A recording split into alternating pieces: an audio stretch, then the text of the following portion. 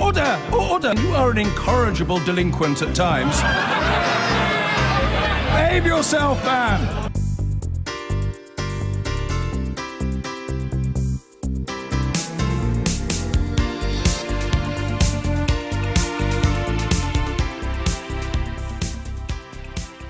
And now, as ever, to the front pages, the big story about Oxfam and the sex workers and so forth, broken by the Times during the week, very successfully. It's followed up by the Sunday Times in a major way today. The Mail on Sunday has got the same sort of story about Jo Cox's former husband. We'll be talking about that later on. The Observer, again, Oxfam faces fresh claims over its staff paying for sex, and as a major story about private water payouts are a public scandal, says Labour, which is going to renationalise the water industry if it comes back to power.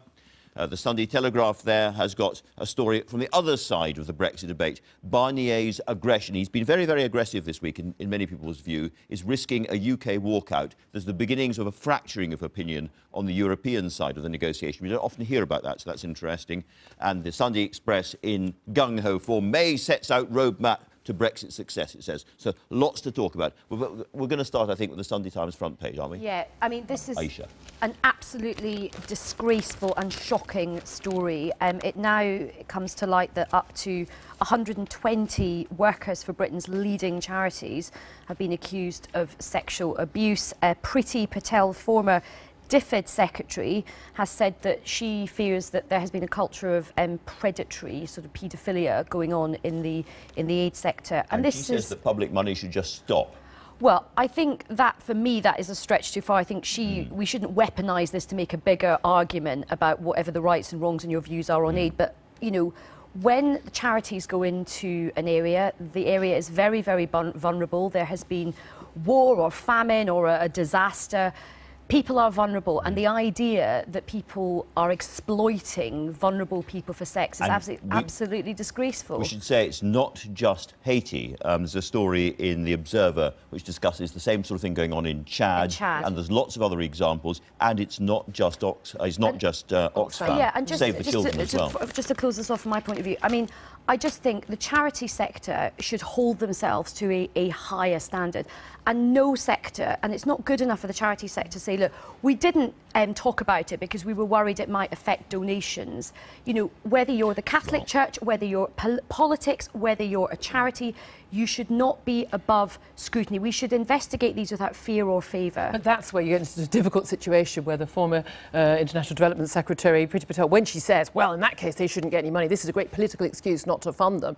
And then that's exactly in the charity sector would say, that's why we didn't come clean. And this is the issue. But this is what happened with Jimmy Savile at the BBC. It's what's happened in the Roman Catholic Church with paedophile. And this idea that protecting the reputation of the organisation, which overall does good in some of these scenarios, that is more important than a child prostitute in Haiti not being exploited. And that's the issue. We have to get to grips with the idea that if you are a predatory paedophile, working for a big aid charity would be a really sensible thing for you to do. One of the things that happens when you get a big story like this is everybody starts to go in different directions, searching different aspects of sex problems. In this case, in the charity sector, you've got the front page of the Mail on Sunday. Yeah, and I think it is important. A sad story, yes, this is allegations against Brendan Cox, the widower of Jo Cox, of course. Now, look, he denies his allegations. I have no information whether or not these allegations are true or not. But we do have this thing where I think the media a lot of the time pick and choose who they will expose in their idea for allegations, whether true or false, not proven yet, certainly.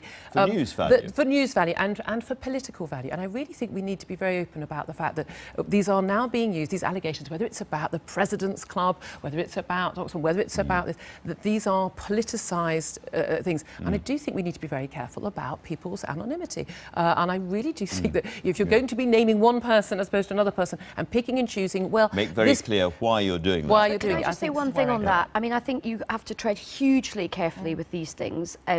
But sometimes revealing the name of somebody brings forward other victims as well. So there's a very fine But we've also seen cases with this Westminster so-called sex pest scandal where people have taken their lives. People are having their careers ruined. There are MPs currently who still don't know what the charges are against them. But also, do also remember the thousands of people that never, ever get justice and they never have their voice heard. We could and it would be interesting, but we must move on. I mentioned the Barnier story, the Michel Barnier story. It's very interesting in the front page of the Sunday Telegraph, Aisha. Well, it is. I mean, the Sunday Telegraph have leaned hard into Barnier, and they are saying that, you know, he's actually overreached himself in terms of his language. This is the punishment clause if we don't agree to his deal on the transition. Yes, yeah. and you know, there's lots of briefing and counter-briefing, exactly. And what they're saying is that diplomats from a number of countries are sort of questioning his stance.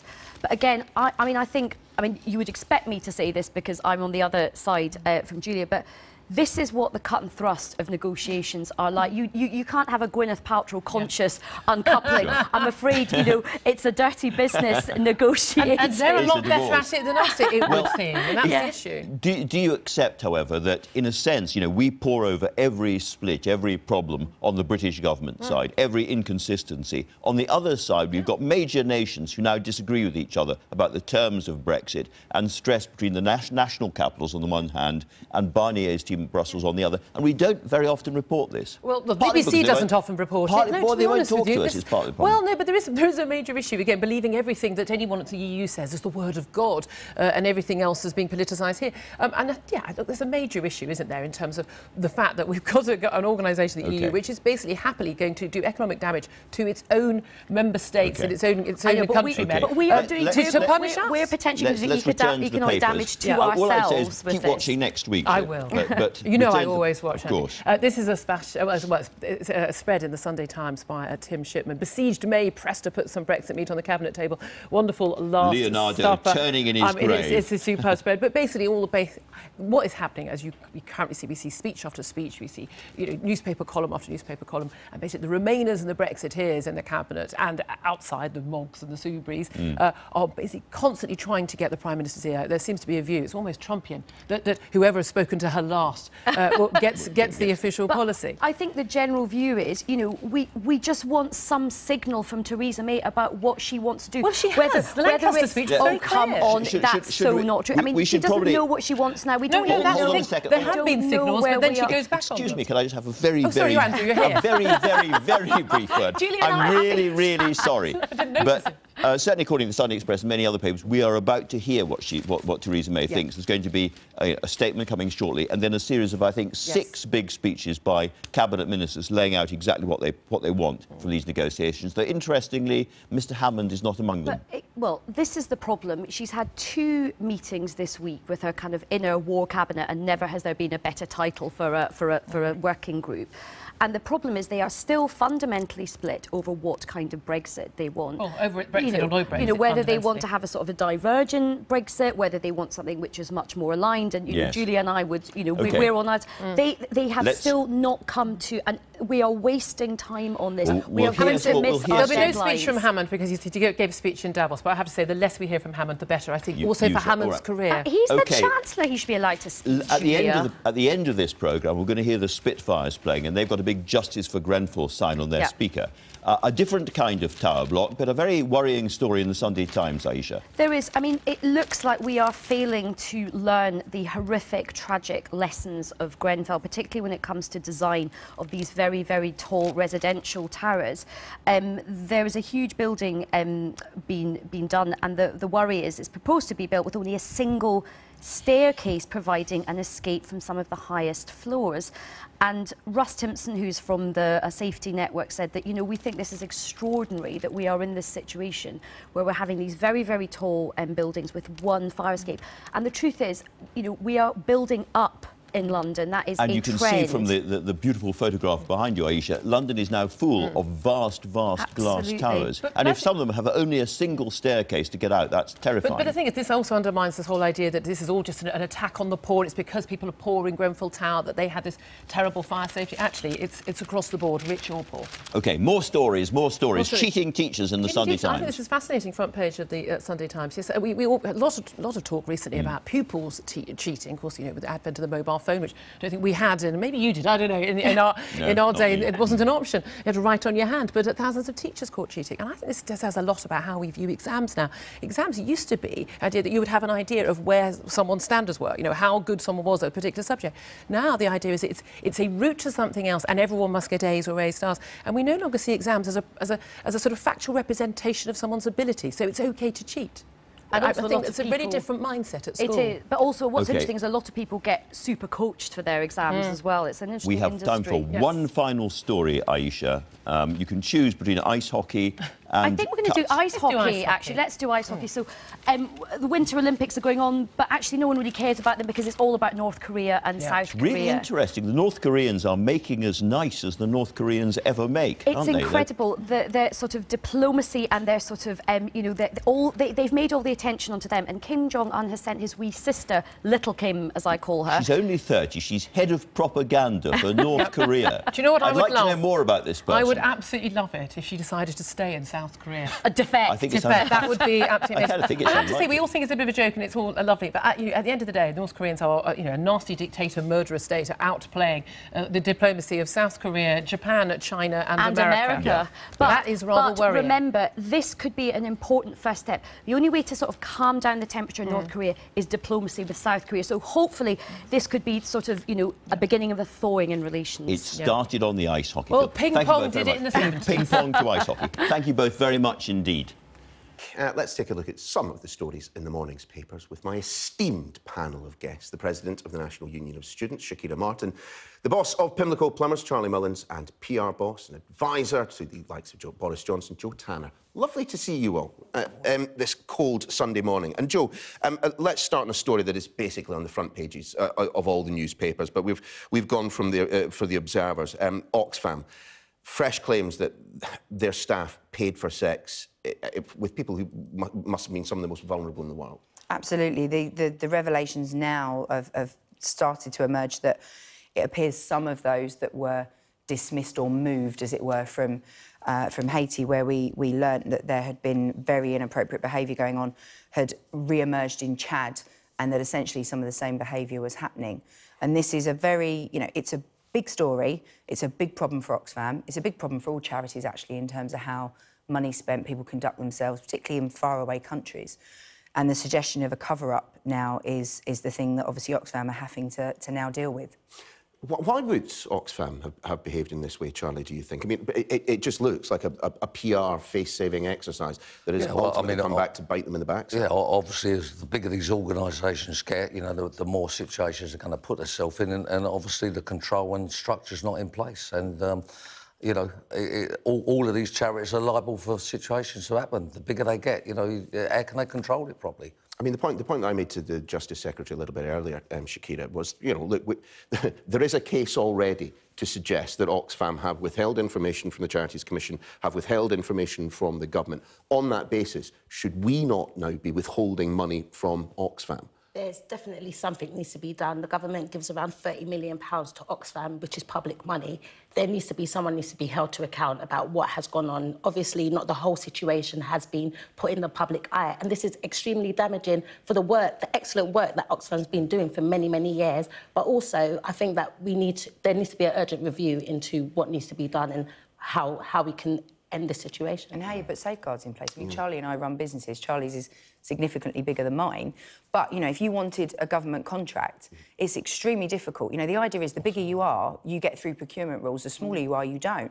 But actually, the bigger you are, it's harder to keep controls and safeguards into your business, which, when you actually can see the money going through in the workers, because it's a smaller firm, it's much easier to keep track. I think it's already going to affect people putting money in, isn't it? Everyone's already going to think, you know, if we've got no control over it, why stick the money in? So, as Karina says, it's going to be something needs to be done quite urgently. Yeah, and if something isn't done, well, in fact, no, even if something is done, ultimately this means that there's going to be less money spent at the front line, doesn't it? Yeah, and also think of those, you know, those people this week that go and staff Oxfam charity shops, who'll be turning up to work, who'll be feeling uncomfortable about this because they're working for an organisation that they're very proud of the work that's done, but they're certainly not going to be proud of the behaviour of some of the people that are at the senior levels of those organisations. And I think it's really important to remember the victims in this, that these were vulnerable people when, you know, they were in their most vulnerable state. How are we going to support those victims in being able to get the best support out that's available? Big problem. Indeed. Shakira, take us inside the Sunday Times.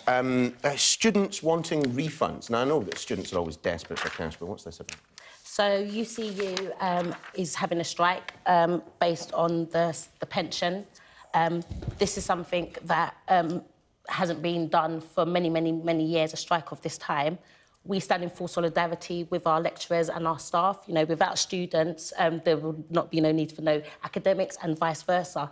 But also, in particular, the remembering postgraduate students. They're often forgotten out of this conversation, and these are, for those postgraduate students that are doing taught, this is a place where they're kind of stuck in the middle. For me, it's about ensuring that those that are involved get around the table and negotiate, because it's not good for anybody. But the fact around students wanting a refund back, I think is about a wider conversation about the marketisation of education and how students see themselves as consumers. So you're essentially saying that a student is essentially a customer of a university nowadays. This is substandard service. Yeah. Why shouldn't you claim money back? Universities are a business. Let's not kid anybody. You know, all they're interested in is putting bums on seats, taking people. At undergraduate level, I can maybe accept the point, but not at postgraduate. Well, you know, there are postgraduate it's still a business. I mean, at the end of the day, someone's paying for it.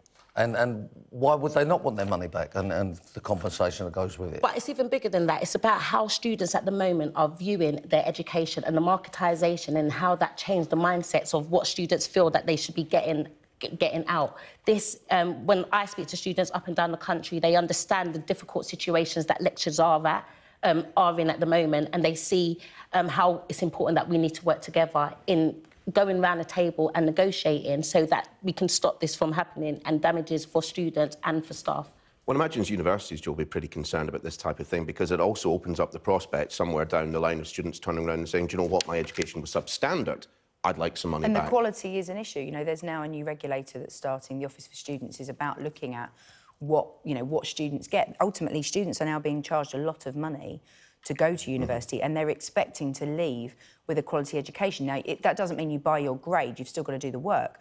But ultimately, if as this story suggests, there's going to be a load of days lost that then you don't learn, well, what happens for that amount you've paid in? But I think it's really important here to recognise that the buck doesn't stop with the lecturers. They're the ones that give us our great experiences, that teach us. This is about the other stakeholders, UK, the others, coming around the table and negotiating so we can resolve this matter as soon as possible, because it's not in the best interest of anybody, students or staff. Well, it's just going to open up a can of worms. I think it's going to lead now, as you say. I mean, if somebody doesn't get the right grade, are they then going to be saying we want their money back, as you say? And a lot of them, you know, are obviously got that in their mind, I would think.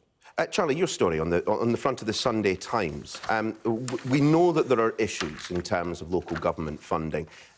Town halls targeting the rich with what's being described as a guilt tax. I don't know that rich people feel that guilty, do they? Well, it's disgraceful to call it that. And basically what they're saying, Borough of Westminster, which I live in myself, they want all the so-called rich people, you know, to donate more money into the charity. They're actually saying is that anybody that owns an house over £1 million, well, possibly not many properties in Westminster are going to be under that. But you can't base that on, you know, perhaps we don't have a problem paying a few more quid, but we do have a problem. It's just, you know, voluntary. It's just another tax with.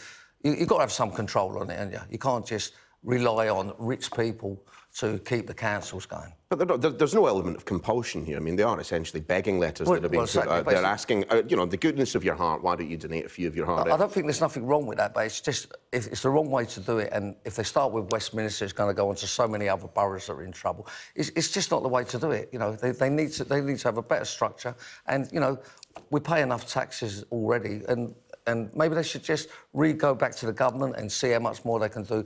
I'm not against putting a few quid in because they say they're going to give it to the homeless and people into work. It's just the wrong way to do it. I mean, there is a huge problem with local government funding at the moment, isn't there? There's a huge issue. I mean, we've seen councils that have come out and said that they're under financial pressures. They really are struggling with an ageing population. So many people don't realise what their money really goes to. They think it's just, you know, bin collections because that's what they see, and they think it's about keeping their parks clean. But actually, social care, adult social care, is a huge issue, and is one that is not going to be solved anytime soon. But there's a dangerous precedent being set here.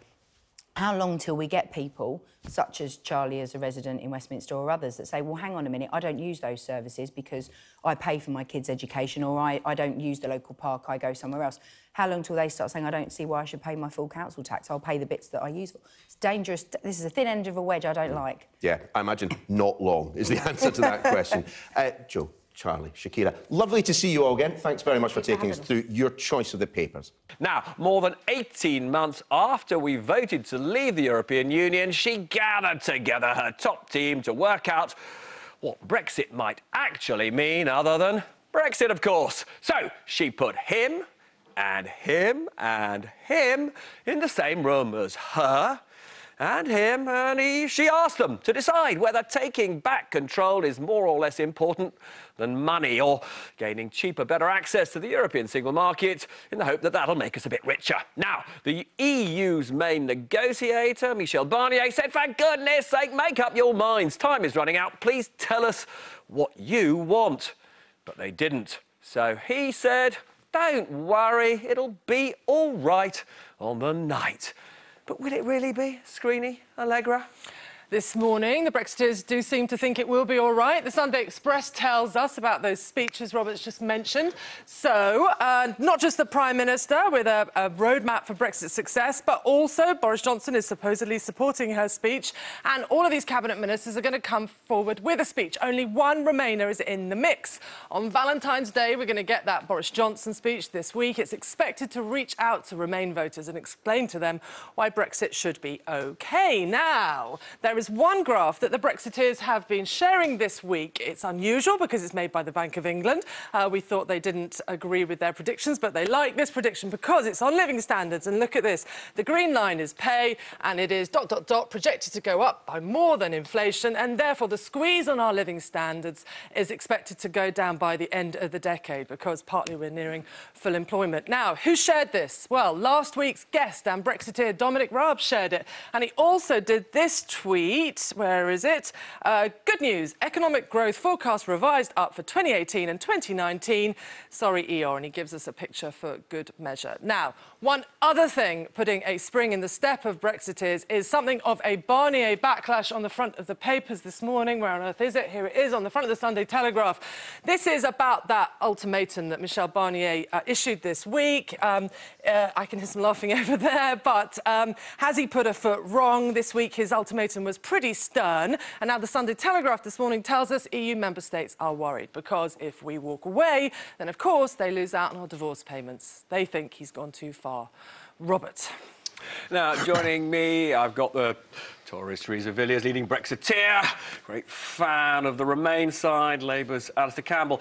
Before we get on to the meat of I suppose we call it the Prime Minister's road to Brexit, as they're styling it. Alistair, I just want to ask you about the paper's reports today about, chronic problems, it seems, in a number of charities, employees, allegedly, of Oxfam using prostitutes, other reports of sexual harassment by employees of other very important charities. Do you think we have a systemic problem with charities in the way we've seen, actually, in other great British institutions, of simply not keeping control of the way that their employees behave? Well, I mean, I hope not, and I think the answer is probably no. I hope this is truly exceptional. And I also hope that and this is what I worry, I worry that the hard right in Britain, which is already on the rampage about trying to cut down the aid budget, that actually they'll use this as a further excuse. So obviously what's gone on is shocking. I saw Penny Mordaunt on the Marr programme earlier, and she seemed to be saying that she didn't think, my sense was that she didn't think there were Brits involved, but if there are, then criminal offences have been committed, they've got to be dealt with. But we mustn't use this, as I worry some will, to attack the whole aid programme. I mean, that is a reasonable point. There has been a pretty systemic campaign against the commitment of 0.7% for aid. Do you fear that the aid budget will simply be eroded? I don't think that's going to be the result of this controversy, but it is vital for the government to be very tough on this kind of thing. This is taxpayers' money. It's supposed to be supporting the most vulnerable and the poorest on the planet. And for these organisations who are involved in these aid programmes to be involved in this kind of thing is utterly unacceptable, and we must send a strong signal that that's not something we will tolerate. Now, tell us to talk about you with you both later. I just want to ask you, why do you think the Prime Minister hasn't asked any big Remainers to contribute to her vision of Brexit in this series of speeches that are coming up? Well, as you've just said, the discussions in government focused very firmly on listening to those who were originally on the Remain side of the debate, those on the Leave side of the debate. So she's clearly, you know, taking counsel. But she's listening to you, but she's not listening to the other side, is she? You know, the tail is wagging Boris the dog. Johnson, she is prepared to listen to both sides of this debate. You must be thrilled, because she's obviously listening to you. We're not completely sure she is listening to the other side. So we hear today that Theresa May will finally be giving her version of a Brexit deal in the next few weeks. The news follows Mrs May holding 2 Brexit cabinet meetings this week in an attempt to thrash out the government's negotiating position. If reports are to be believed, not very much was decided. So now there's going to have to be a team-building session at the Prime Minister's country residence, Chequers. Maybe a few trust-building exercises will be in order.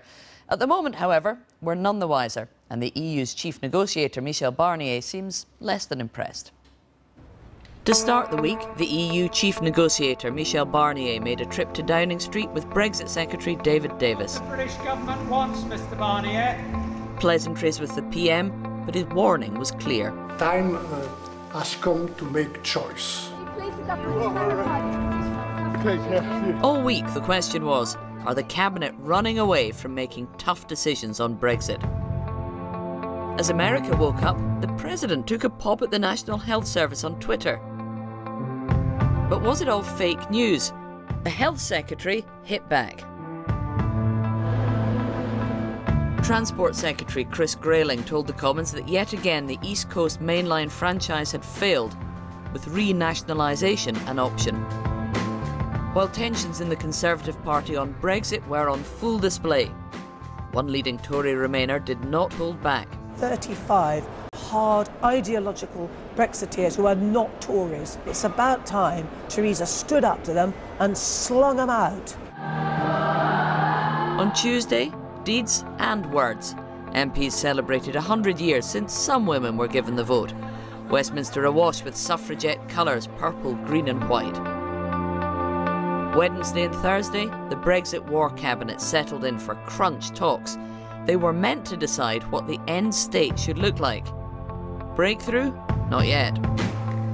Also on Thursday, a leaked EU paper warned that the UK's single market access in the Brexit transition period could be revoked in the event of a dispute.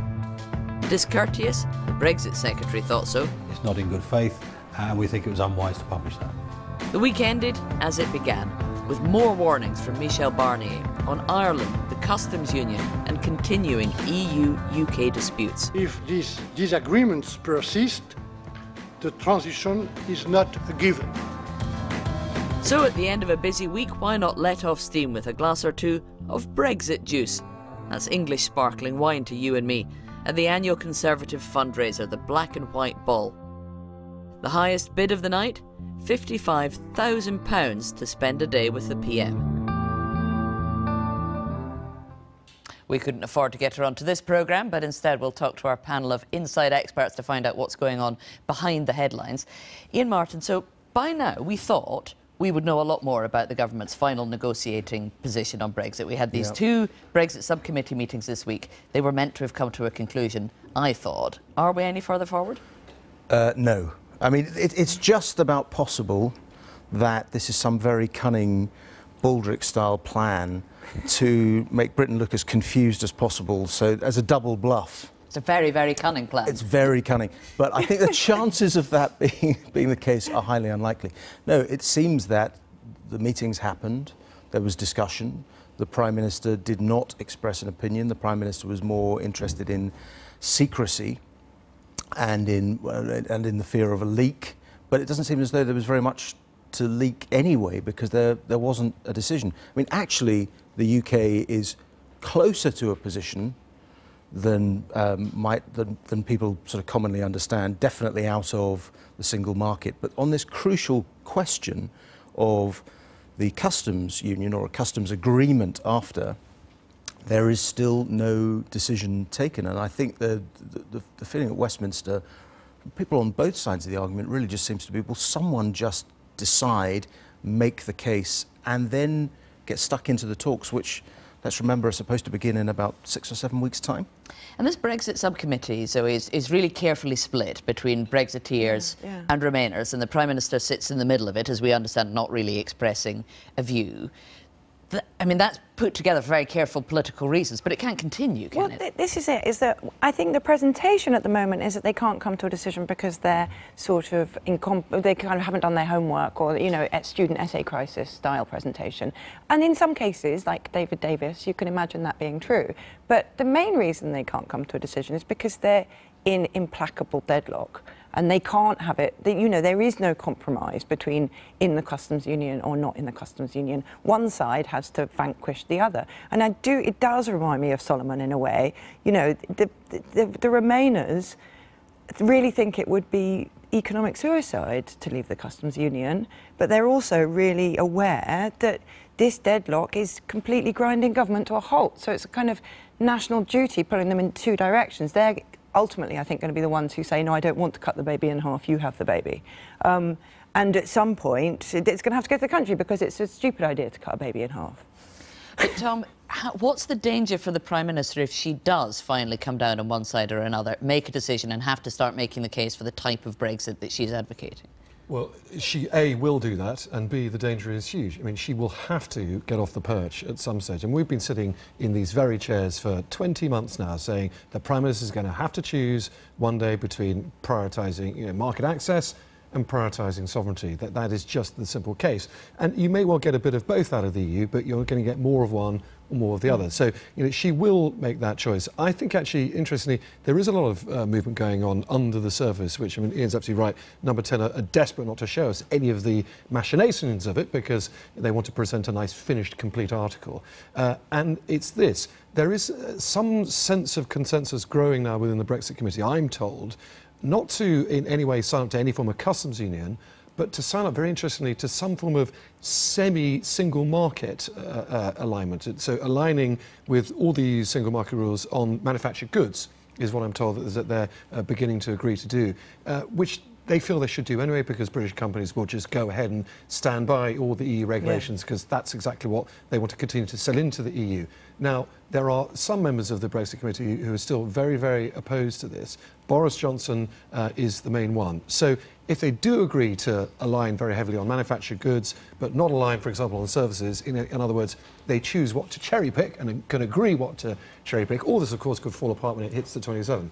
But if they choose what they want to align on, Boris Johnson then has to make a decision himself, and also potentially Liam Fox, and that is a huge moment of danger. We could potentially, still probably less likely than more, but potentially we could see some cabinet resignations, and I put Boris Johnson at the head of it in 2 or 3 weeks' time. But that is the root of the potential compromise, because on services, there isn't really, on most services or financial services, there isn't really a functioning single market. The question is really going to come down to manufactured goods. Now, on that, a lot of the regulations really have their origin in global standards, something like the car industry. So is Boris Johnson really going to find himself in a position where he is going to die in a ditch over trying to make the UK diverge from globally set standards on carburettors? The thing is, it would be an interesting position if he does. You say that, and it does sound ridiculous, but it also sounds like exactly the kind of thing he would do. Well, he might be looking for an excuse to resign over carburettors. OK, well, we're going to come back to this later in the programme. I've been getting away with